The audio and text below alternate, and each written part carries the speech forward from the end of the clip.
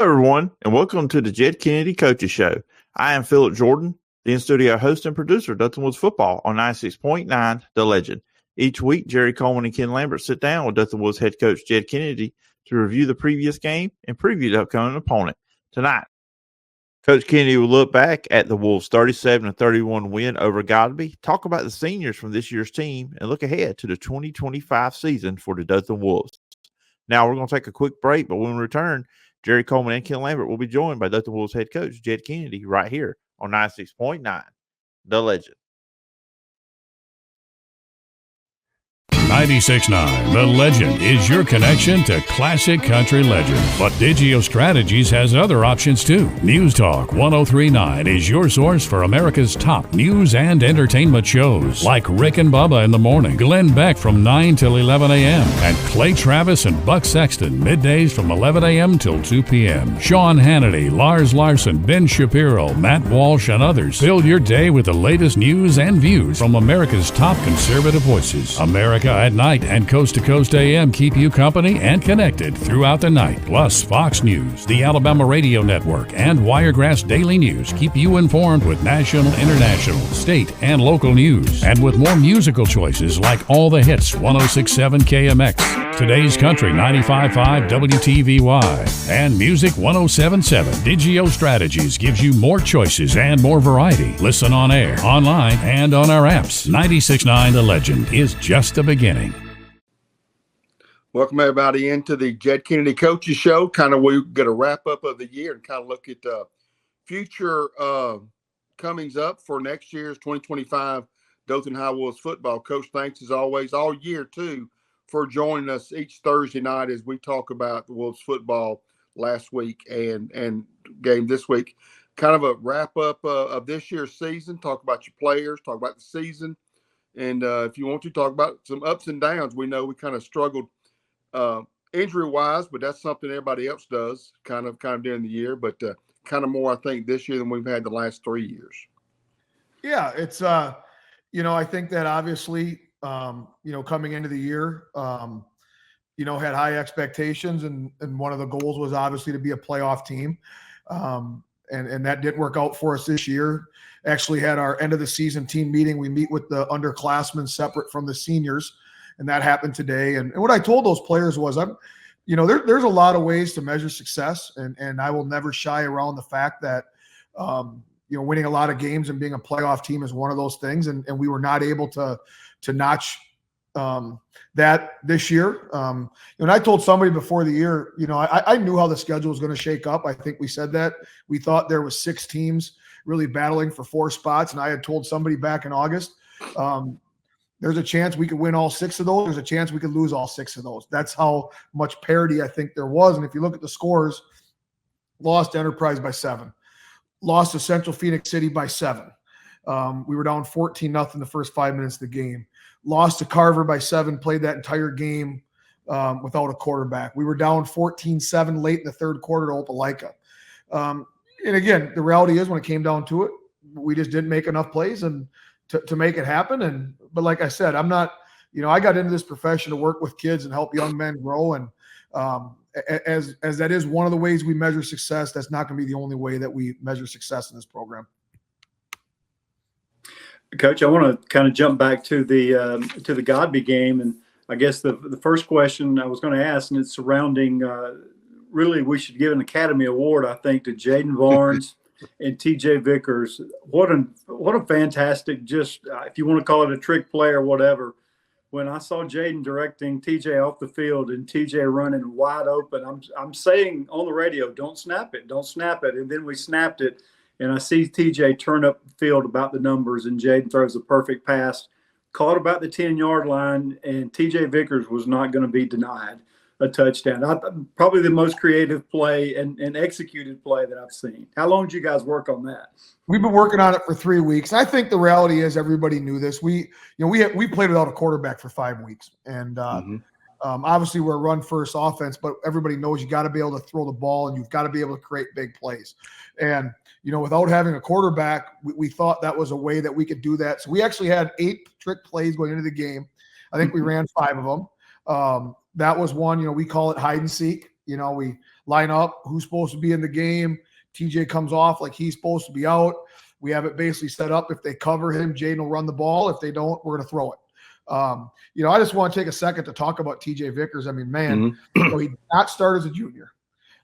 Took quality snaps throughout the year, but he's a guy that shows what high school football is about, believing in the process, caring about your teammates. And if you think about it this year, that kid, TJ's about 5'7", 165 pounds. He took snaps at quarterback, halfback, slot, blocking back, wide receiver, and tight end. He played 6 different positions this year. And, I was joking with him as we were announcing the seniors. He said, Coach, you can call me QB1, because he always started the last 4 games for us in our quarterback position. And I said, you will be able to tell your kids and your grandkids 30 years from now you were the starting quarterback on our football team the last half of the year. And we got a good chuckle out of that. But, it was – the trick play was awesome. It worked.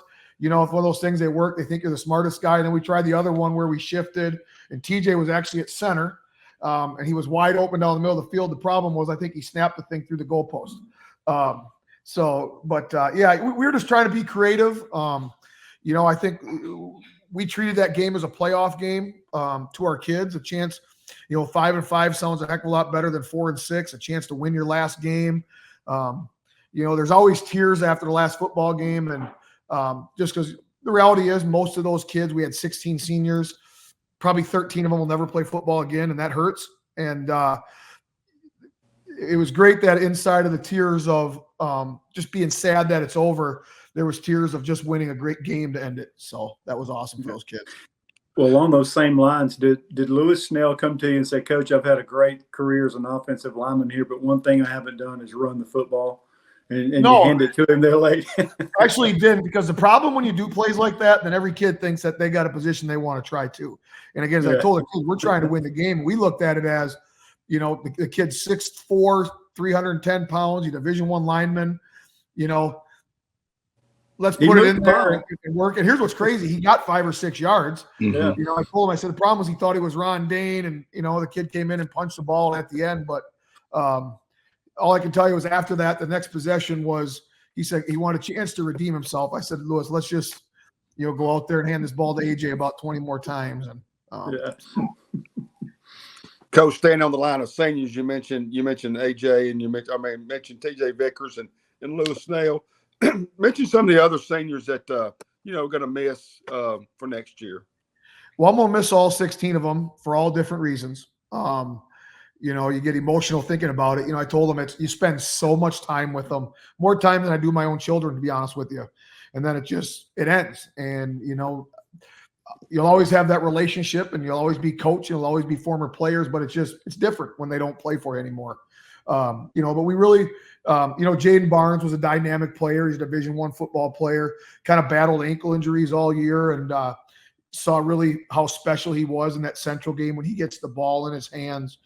So those are really the only seniors that quote unquote started. The one silver lining of being very injured was a lot of people got to take snaps. Dante Vickers, played some snaps for us at tackle. And that's a kid that, played as a freshman and has continued to work hard at it. And, really played at least half the game, the last 4 games of the year.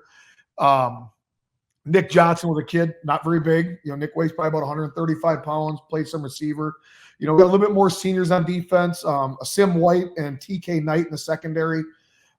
Great, just great people and hardworking program kids.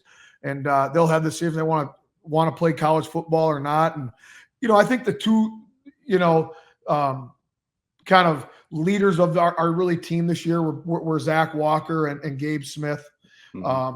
Just kids that meant the world to them, great people. And then on the defensive line, we played Ezekiel Scott, had a great career for us. Coach Etheridge at Auburn talks about him all the time. He said, for a kid 200 pounds, he's the hardest kid we have to block all year. We moved Jamal Rawle over there. Jamal played some blocking back for us. And again, those are just, Lucius McKenzie, outside linebacker, Brian Mitchell, Brody Yeomans, Amarion Jones took snaps at corner for us. He was a kid that didn't finish the year as a junior and came back and had just a great senior campaign. So, certainly didn't try to forget anybody off the cuff, but, all 16 of those kids, like I said, it's a small class. I think Central had over 40 seniors. Auburn had, I think, upper 30s. Enterprise had upper 30s. Opelika, I think, had 46 or 47 seniors. So it's a small group. It was a small group when we took the job, but just really proud of them for finishing this thing out. And I can tell you this: I know we didn't maybe make the playoffs and win as many games as we all hope, but they by no means set this program back. They continue to build on the things that are important for us in this program.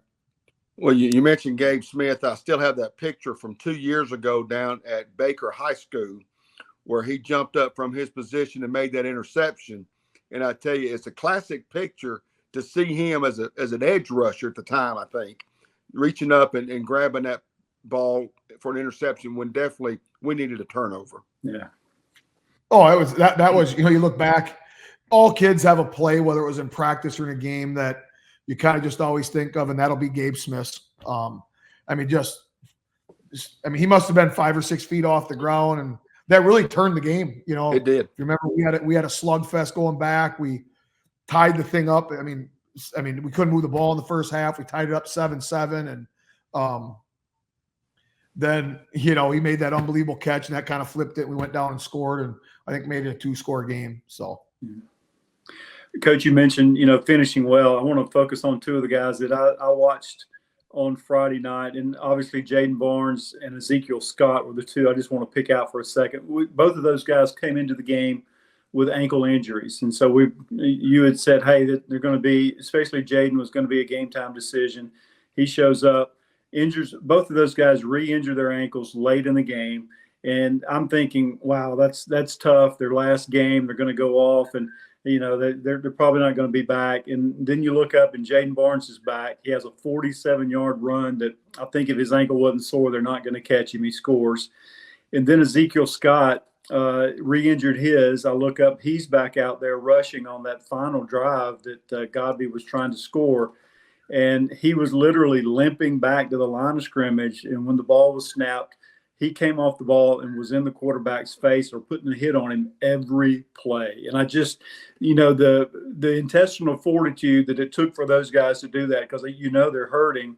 That's why I love high school football. I just think that goes beyond wins and losses for those guys. They're going to think about that, when times are tough, when they're already young men, but when they're men and they're like, hey, I've had to fight through some stuff, through some adversity, and that's going to live with them for the rest of their lives for doing that.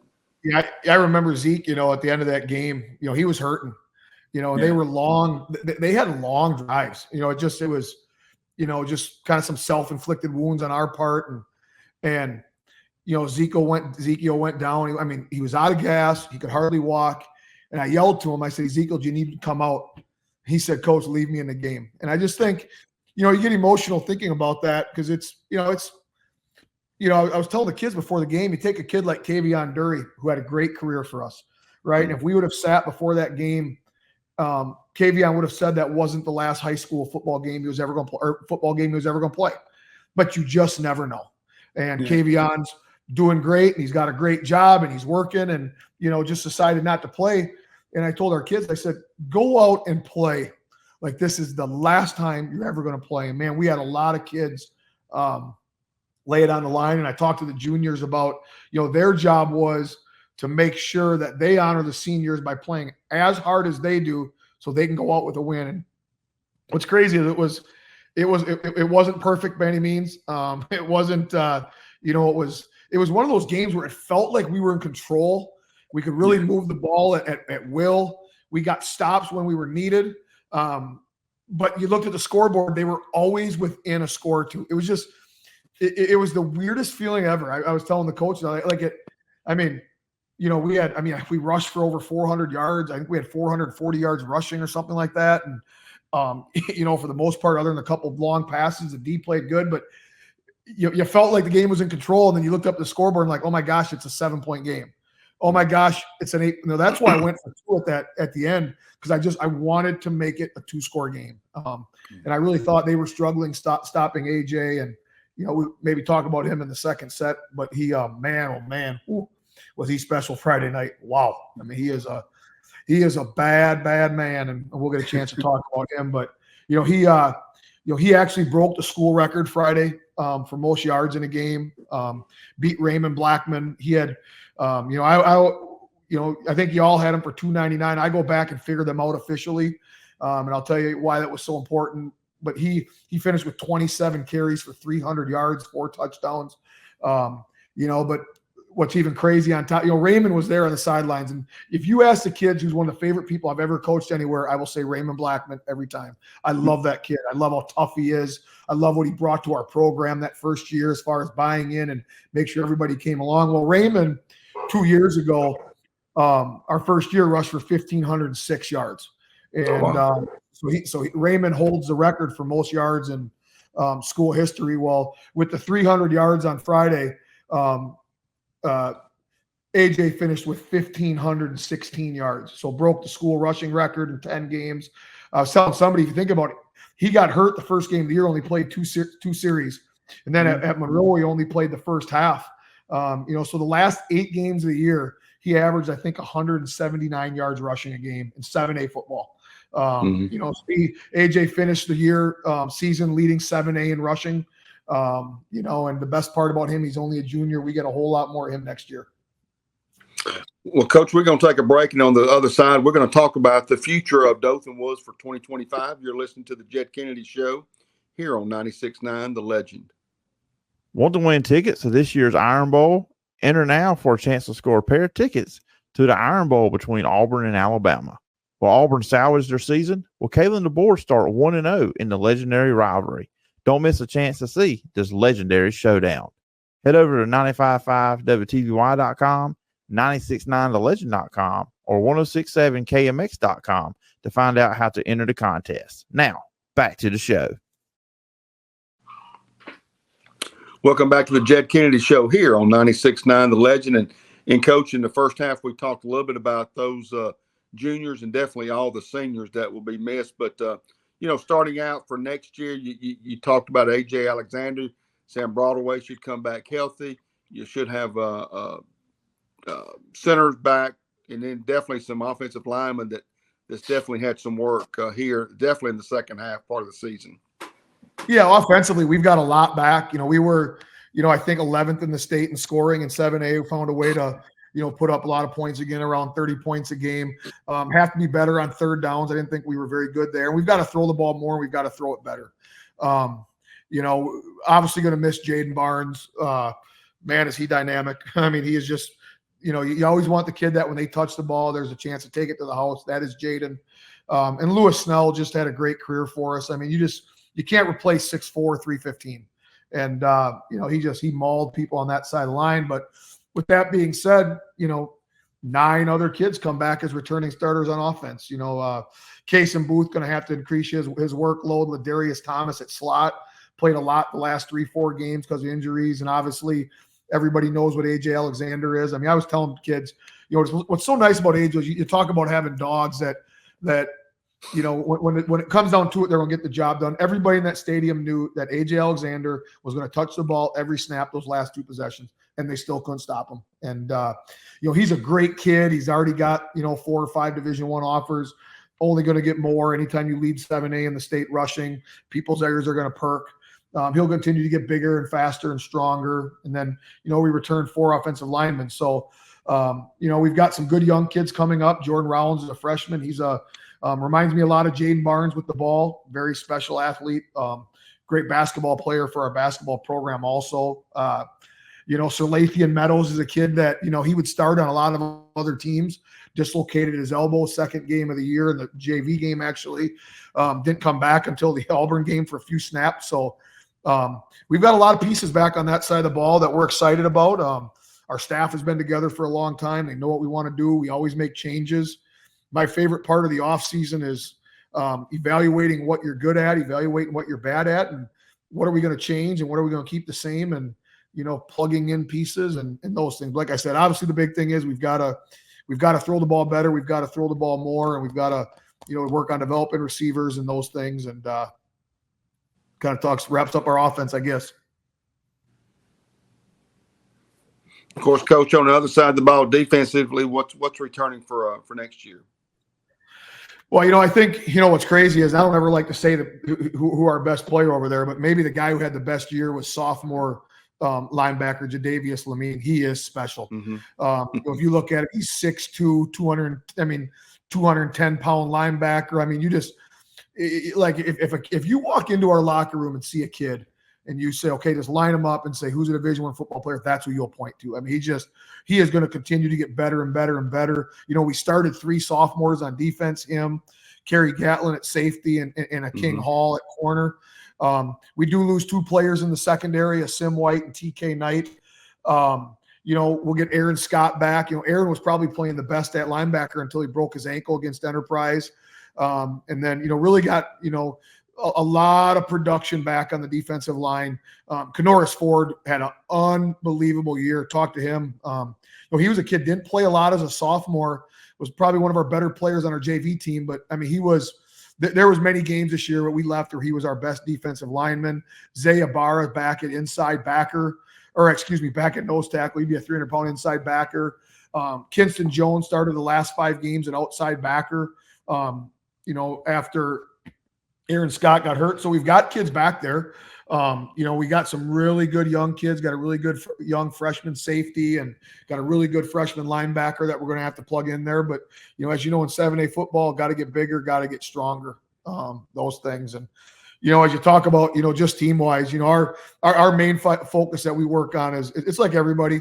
You got to get bigger, you got to get faster, you got to get stronger. And, we've got a great strength coach in Chris Morris. We were able to hire him away from Prattville, and he was, spent time at South Alabama and got a good program there. And we're going to try a new leadership program with our players this offseason. And, like I told you, and I told our kids, we're going to get back in the playoffs, and we're going to scratch, claw, fight, whatever we got to do to make that happen. And I can tell by the looks on our kids in our face that's what we're going to do. And, I think I told the kids, the reality is there's been more not 5-5 years in this program the last 20 years than there were 5-5. And we have built this program in 3 years where 5-5 is not a good year. And I'll be the first one to say that. That's not how I judge myself, or I should say evaluate myself. It's not how I evaluate this program. And it's exciting that 5-5 is not a good year. And certainly got a lot of pieces back to make it a great year next year. And I think the other part is a lot of people in our region lose a lot of people. I think Auburn starts, 14 seniors. Enterprise starts 18 seniors. Opelika starts 18 seniors. Central starts 17 seniors. So I do think, a lot of those teams, yes, they will reload, but, having a lot of kids who started varsity games, I think we probably return as many as anybody in our region. Coach, I agree with you. Canoris Ford, I thought, had a great game Friday night. We called his name several times. I think Jeffrey Torrance is playing some as well. And when we think about youth, obviously we've seen some youth in a lot of these sophomores. Or do you see a handful of those freshmen that could break into the lineup next year, maybe that are right now just more allocated to JV? No, I do. We got we've got a really good athlete down there, Jaden Ruffin. That he will play somewhere for us. I can see him battling at corner. We've got another kid at safety that I believe can play for us. We've got a linebacker, Jeff Blackman. Reminds me a lot of size-wise of Jadavius Lamine. He's a kid that's a 6 foot, 200-pound freshman right now. So we got to get him to be if you look at our team the last couple of years, we just haven't had that body type. The little bit of length and 210-pound kid, we don't have that. We've got some coming. We've got an offensive lineman, Christian McKay, who's going to be really, really good. He's going to be able to push to play next year. He long snapped for us the last 3 games. Gabe had some issues with his shoulders and wanted to get him some live game reps. So there's, we've got a great young quarterback in River Walding coming up, which will add us some depth at that position. The reality is this year, when Sam went down, we had no one to put in at quarterback, and it is, it's because of some unfortunate things, that's how it played out. And, that's on me to make sure that we build some depth there so we don't get put in that situation again. Well, Coach, that'll kind of wrap us up for the Jed Kennedy Coaching Show. As always, thank you so much for joining us each Thursday night as we wrap up 2024, looking exciting schedule and team for 2025. Make sure you get out and support the Wolves. Other sports are going on right now. I know the girls flag football team is in the playoffs. basketball is just starting to turn out, and you may be surprised. You may see a few football players on the court. Yeah, and I just want to close myself with, in a large program like we have, we're a large school of 2,000 kids. There's a lot of people that make things happen. Want to thank you guys. You guys do a great job. Philip behind the scenes. I think when you try to do things at a top level, people just come accustomed that those things just happen, and they don't.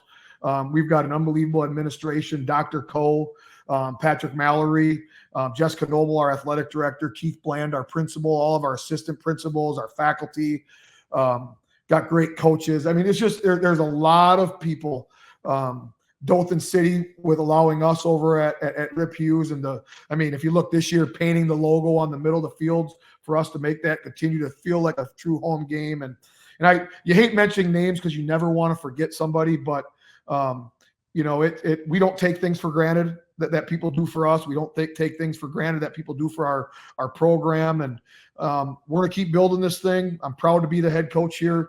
Our kids are proud to represent Dothan as the only public school in the city. Like I said, we're gonna claw, scratch, and fight and do whatever we got to do to get ourselves back in the playoffs next year. And because, like I said, we're certainly done a week earlier than we had hoped. And like I told the kids, all we can do is make sure that we do everything in our power to make sure that it doesn't happen again.